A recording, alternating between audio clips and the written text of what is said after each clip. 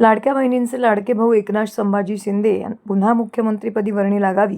सलग 4 वेळा आमदार म्हणून निवडून आलेले प्रताप सरनाईक यांचीही विधिमंडळामध्ये मंत्री म्हणून वर्णी लागावी यासाठी शिवसेना उपशहरप्रमुख स्वप्नील शेळगे यांच्या पुढाकाराने ओवळा माजिवडा विधानसभा मतदारसंघातील समस्त लाडक्या बहिणींनी आज ठाण्यातील वर्तकनगर येथील जागरूक देवस्थान असलेल्या जानकादेवी मंदिरामध्ये आरती करून देवीला साकडे घातले.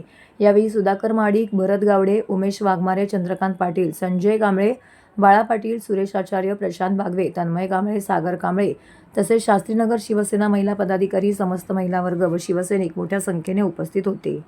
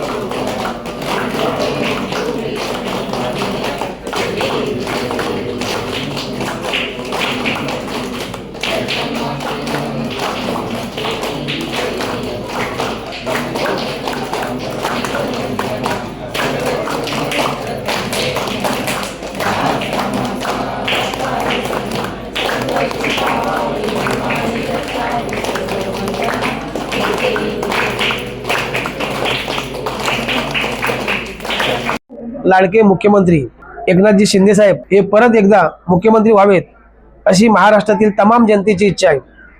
तमाम लाडक्या बहिणींची इच्छा आहे की त्यांनीच एकनाथ शिंदे साहेबच परत मुख्यमंत्रीपदी बसावे. तसेच आमचे लाडके आमदार कार्यसम्राट विकास पुरुष प्रताप सरनाईक साहेब यांची 4थी टर्म असून आणि 2 महानगरपालिका त्यांच्या हद्दीत मतदारसंघात येतात. त्यामुळे त्यांना पण मंत्रीपदी विराजमान झालेलं या मतदारसंघातील तमाम जनतेला बघायचं आहे. मी प्रियांका संजय कांबळे.